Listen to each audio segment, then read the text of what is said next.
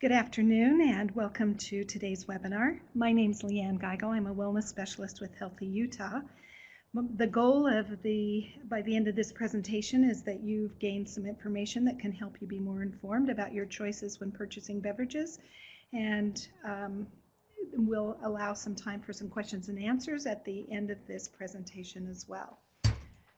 So let's begin. For hundreds of years, cultures all over the world have been chasing stimulants. In the early 1900s, the most famous and most modern energy drink appeared, of course, that being Coca-Cola. Up until Coke was released, the only stimulant drinks were coffee and tea. And Coke became famous for its flavor and the availability anywhere a Coca-Cola truck could go on the planet. In 1985, Coke introduced Jolt, which had double and later quadruple the amount of caffeine as regular cola. It was an early version of what we now know as energy drinks. Jolt was taken off the market for a time, but then reintroduced and repackaged as a bigger 24-ounce beverage. But even before Jolt, a tonic drink was introduced in Asia in the 60s and was a huge hit in the 70s and 80s. And then a taste was later altered by the Western world and launched as Red Bull. It became very popular quickly and was marketed to just about anybody. It made its way to the United States and North America. And for decades now, energy drinks have been mixed with alcohol. And we're going to discuss this further in the presentation. Energy drinks today are brightly packaged products with trendy, cool names, as you can see on this slide. And some others, if you were a teenager, why wouldn't you want to drink them? I don't know any 12-year-old or even younger who wouldn't think Hulk energy drink or a spaz juice would be pretty cool to have in your hand. Gives you just all the energy you need to annoy anybody. Or heck yeah, you can suddenly do killer dance moves if you drink a Napoleon Dynamite. One preteen said when I drank them, quote, "They made me feel bigger and a little older. Gives me some pump." And yet those products they claim are not targeted to audiences under 20. New brands are appearing at a rate of almost one a day, and there are over 500 different kinds. Every corner store, market, and bulk food and warehouse stores tend to have at least a couple of energy drinks available. And it seems that this market has no intention of slowing down. 10 million are sold on a daily basis, and they're available everywhere in schools, vending machines, universities, gyms, hospitals, targeting students, athletes, and anyone needing a boost. So let's just take a look at the beverage industry and do a little comparison here. The energy drinks on the top, it says, and this was just recent research from just January of this year.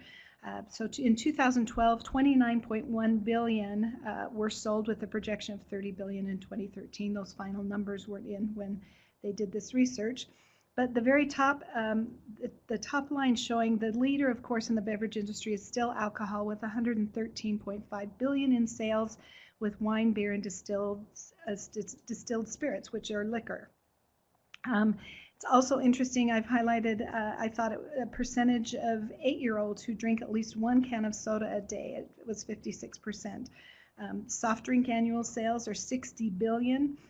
The average number of cans drank by a 12 to 19-year-old males, 868 cans a year. So the beverage industry is huge, but the energy drinks are a pretty small piece of that if you look at the overall. They're only about a quarter compared to the alcohol sales. However, it's the fastest growing industry in the beverage industry, or fastest growing group of sales in the beverage industry. So who are the two big players?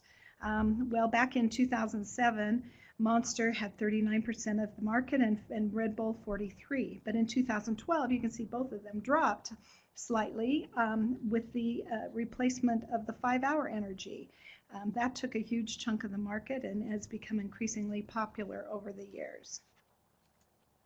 In 2004 and 2005, huge growth, 77% growth in energy drink sales. 2004 sold 56 million cases, 2005 99.7 million. Huge growth. This slide represents the worldwide sales of energy drinks. The light color is worldwide, the darker red is the US sales growth, and you can see there's a steady increase despite the recent FDA scrutiny regarding the safety of these beverages. They grew 6.7% from the previous year. So what? So why do we even care? Here's why. This buzz in a bottle and these drinks are killing our kids and causing ER visits that have skyrocketed. These charts show the number of emergency room visits from 2005 to 2011, going from 1,400 visits to more than 20,000 a year.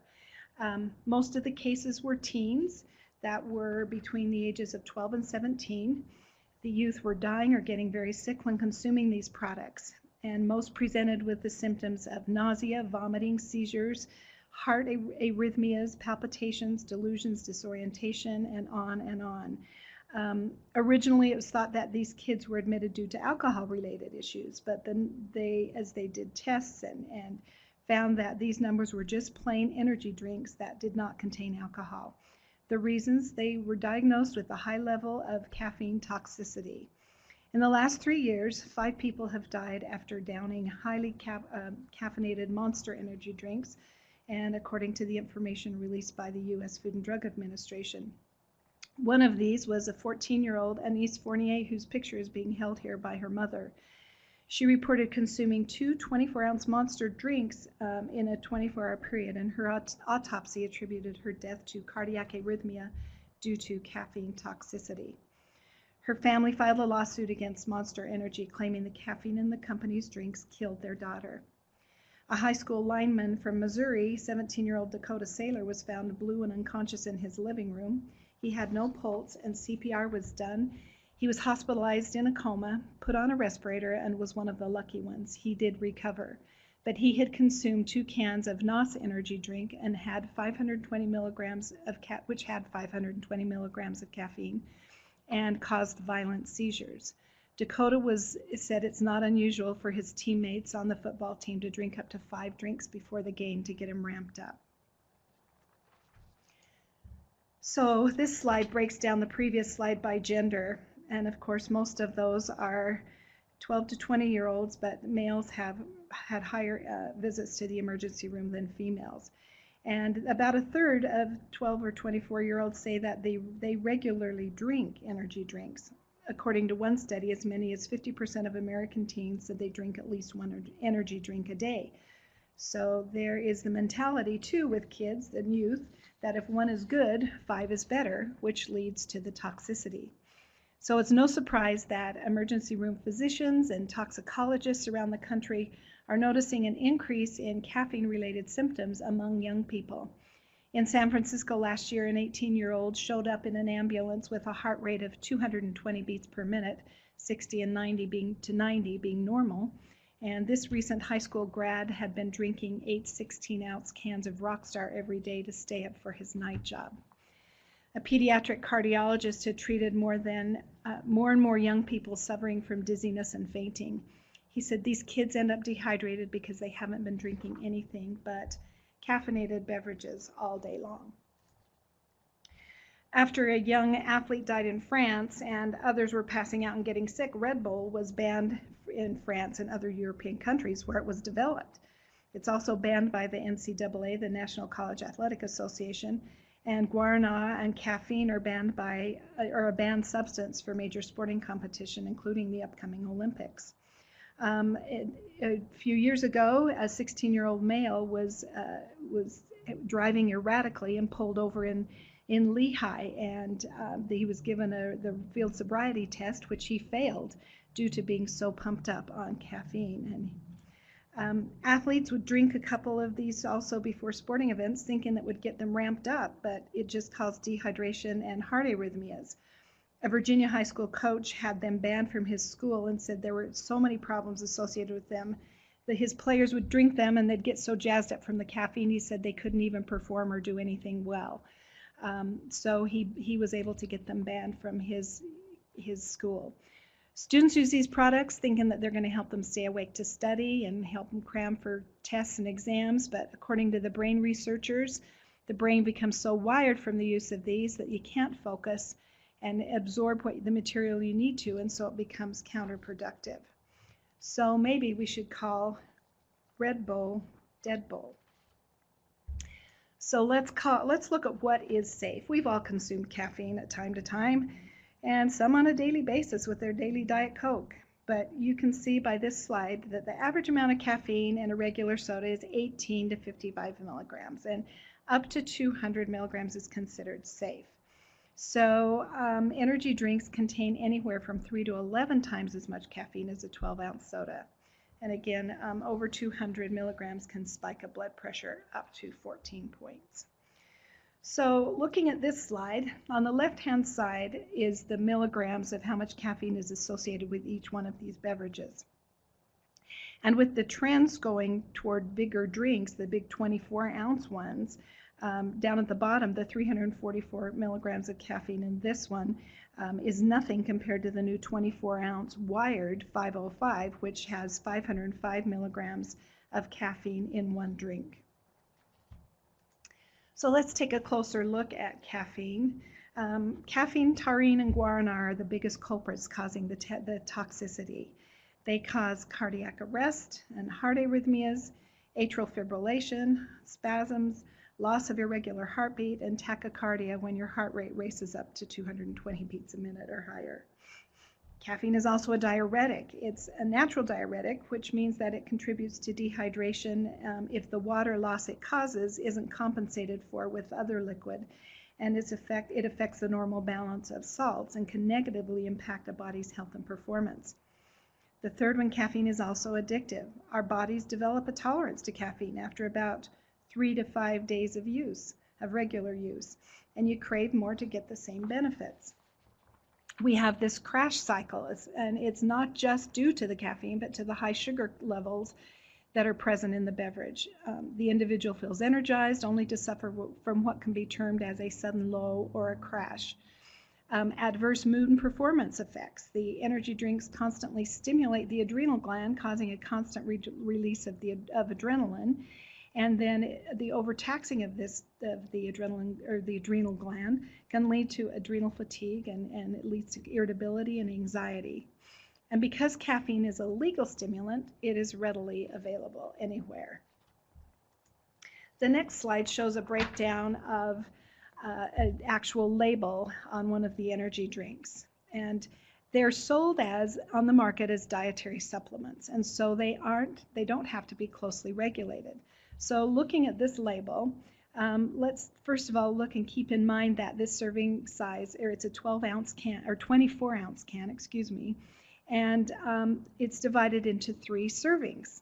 So each of the numbers here reflect 1 serving, so we need to keep in mind to triple that. So the high amounts of caffeine can lead to diabetes and obesity, type 2 diabetes, tooth decay, remembering that 1 teaspoon of sugar is equal to 4 grams.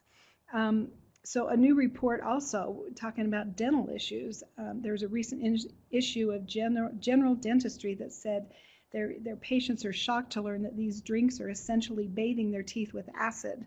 After only 5 days of regular exposure, the high levels of acid in these beverages erode tooth enamel, the glossy outer layer of the tooth, and they start to cause irreversible harm. There's vitamin B in the energy drinks, and it kind of tricks you into thinking that they're drinking something healthy because they've got vitamins in them. But the Bs aren't going to boost any kind of energy unless you're really deficient in them. And actually consuming high levels can lead to liver toxicity. Taking more than 100 milligrams of B6 can lead to peripheral neuropathy that can cause permanent nerve damage to your fingers and your toes. Ginseng is one of the main components in energy drinks, and too much of that is known to cause low blood pressure, vertigo and dizziness, edema, swelling, appetite suppression, tachycardia, the heart racing, and headaches, and several other things. L-carnitine causes stuffy noses and insomnia, vomiting, restlessness. Guaranar, which is pictured here as a little red fruit from South America, these seeds are the richest, most dense natural source of caffeine, and 1 seed has twice the caffeine as a coffee bean. So if you look at the bottom at the energy drink blend or the energy blend, while all of these list caffeine and guarana and all these things as ingredients, they don't tell you exactly how much caffeine is in the drink. All it says is energy blend 2,500 milligrams. And again, considering that that is for one serving size of 8 ounces, and this was on a 24-ounce can containing 3 serving size. But I don't know too many people that just drink a third of a can. They usually drink the entire thing. An added note that studies in Britain and elsewhere have deemed that energy drinks are unsuitable for pregnant women.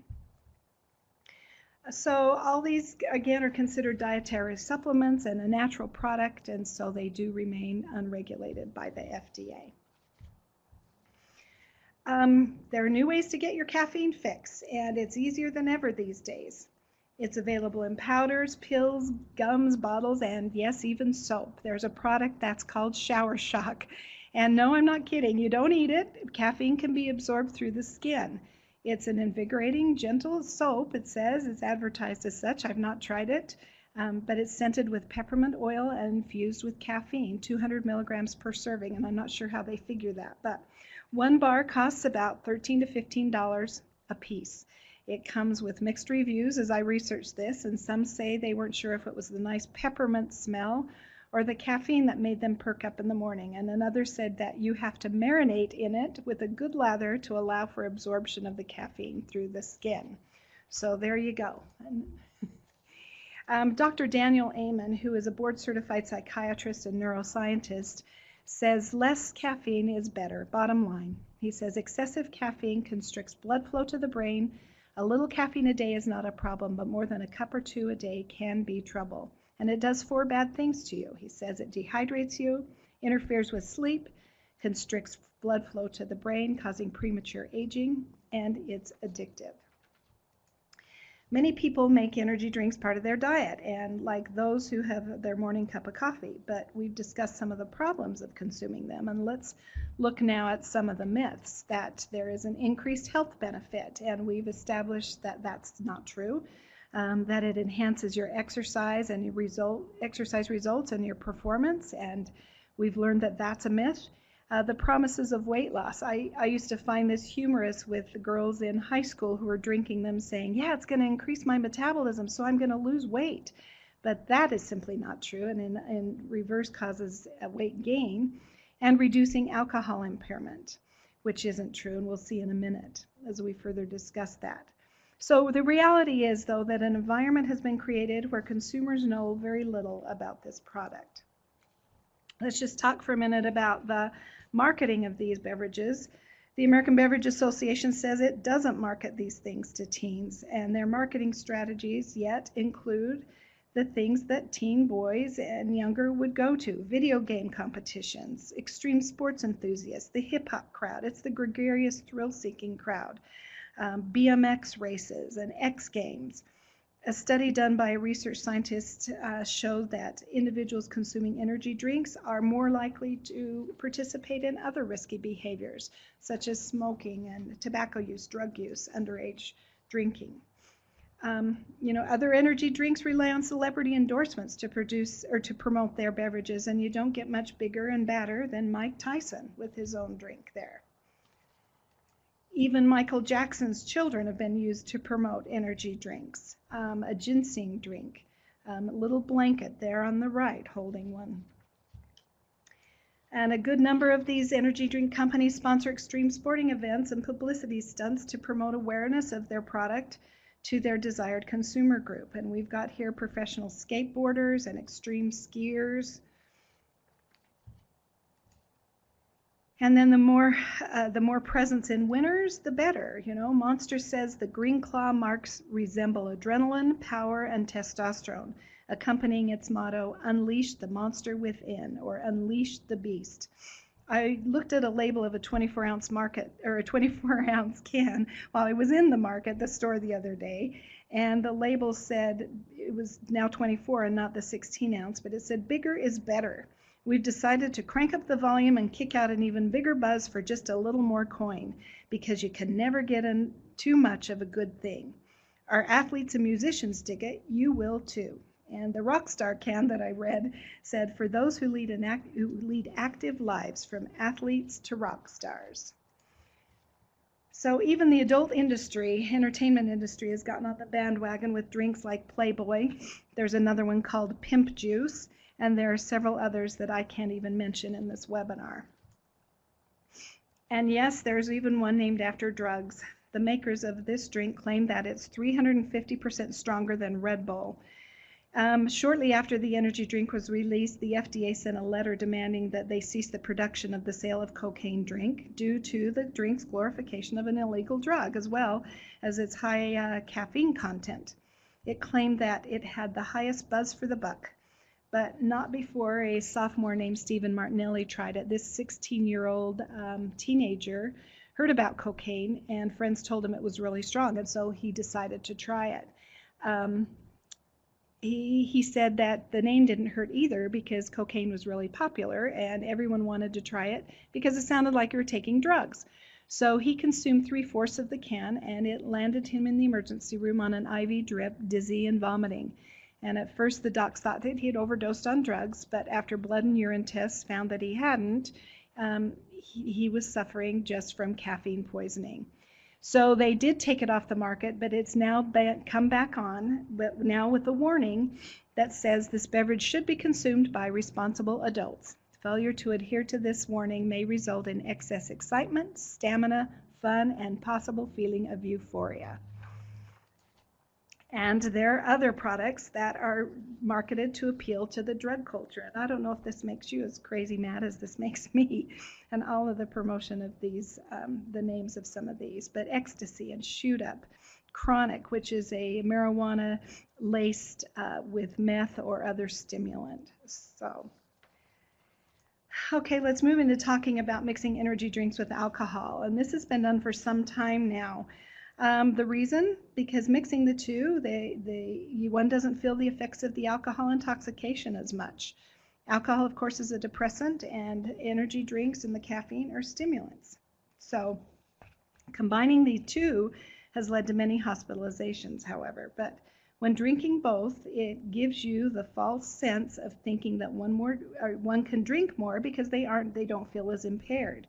So one is still drunk, they're just a more awake drunk. And despite not feeling intoxicated, those who drank this combination performed just as poorly on motor coordination and reaction times as they did if they just had consumed alcohol alone. So it did not make them less impaired. Another problem is that the person will stay awake longer, and then thus they keep drinking more and more, and it raises their tolerance levels and then raises the risk for alcoholism. So in a nutshell, the person falls into a vicious cycle of a hangover and then drinking energy drinks to recover from the hangover. And there is a product developed to just for that purpose called Hair of the Dog, whose main goal, or the main thing, is hangovers beware. You can see marketed down on the left-hand side. And with the high doses of vitamin C in there, it's supposed to clean out your liver quicker and make you not have that hangover. But that's not been scientifically proven or that will help. So some of the beverage makers, instead of mixing alcohol with the energy drink, why not put alcohol in the energy drink? So there is a product on the market now that, as I was researching for this presentation, called Four Loko. I hadn't heard of it here or heard of it before, but it looks like it is a tremendously dangerous drink and has been blamed for several teen deaths and many lawsuits pending because of the adverse reactions that have come from Four Loko. But in this slide, you can see there's the regular energy drinks on the left-hand side, and on the right-hand side are the energy drinks with alcohol in them. They don't really look that much different. They have the same coloring, but there's one tiny hint that the one on the right has alcohol because of the small lettering or small words on the bottom that say this contains a malt beverage.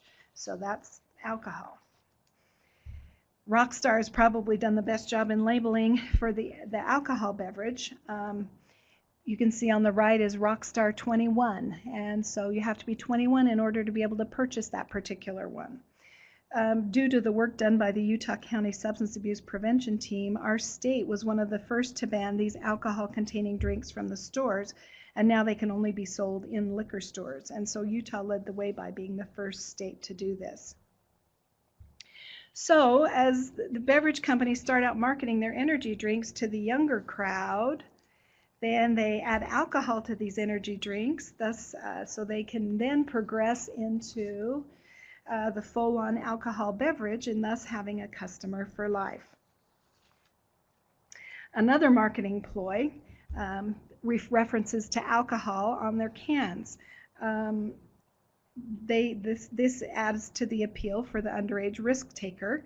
The agave that it's up there on the top of the can is a plant from which tequila is made. And also, there are many drinks that have references to alcohol beverages on their labels, like, a tall boy. A can of beer has long been referred to as a tall boy. Budweiser is known for as being the king of beer, so why not put that slogan on an energy drink? The Who's Your Daddy is the king of energy drinks. So the placement of these products in stores is not an accident either. You've got your regular energy drinks next to alcoholic beverages, and the next slide showing Tilt, which is an alcoholic beverage or contains alcohol, right next to one that does not.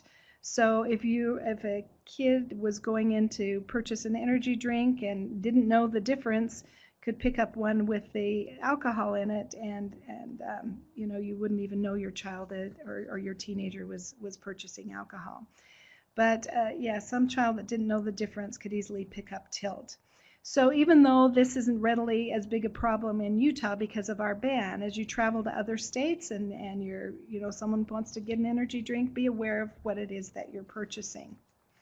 So there is a movement toward a better and more accurate marketing of these products and having more of an accurate amount of caffeine in them labeled as such, and warning labels put on them as well. But in the meantime, buyer beware. Barbara Crouch, who's the director of the Utah Poison Control Center, said that there is no reason anyone needs to have an energy drink, especially kids. They receive calls every day with problems associated with energy drinks and knows that there are many, many more problems out there that aren't called into their center. So just, as a consumer, be aware. And I will mention that the research suggests that adults who consume energy drinks occasionally are at less risk for the side effects and hazards that accompany them than, of course, youth and children are. So the purpose of this webinar is to empower you so that you can be an informed consumer and prevent these problems from happening to you or any of your family members. So with that, if anyone has any questions, we've got a few minutes that we could maybe address any if you want to type them in. And if not, that was a lot of information in a short amount of time. You can Google energy drinks and teens, energy drinks and kids, just plain energy drinks. There's a ton of information out on the web regarding these beverages and the harms that come from them. So thank you for joining us today.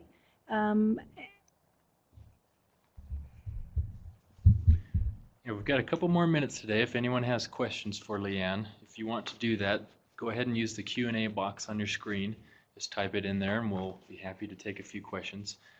If not, thanks for joining us this month. And next month we have another webinar coming up. This time we'll be talking about all the smartphone apps that you can use for your phone, health related and cooking, and we'll go through a whole bunch. So make sure to tune in for that one for a whole bunch of great resources. Okay, we do have one question. Okay, the question asked, what have you found about the 5-hour energy drinks? Is the research the same about the Rockstar, Red Bulls, etc.? The 5-hour they are more full of the B vitamins and not so much of the guarana and the caffeine and taurine. Again, they're so tiny you can't label them very clearly, but they don't seem to be quite as bad. It seems like the people who are consuming the 5 hours are more adults, and that's probably why they're not seeing so many problems as they are with these very pretty packaged cans, with youth.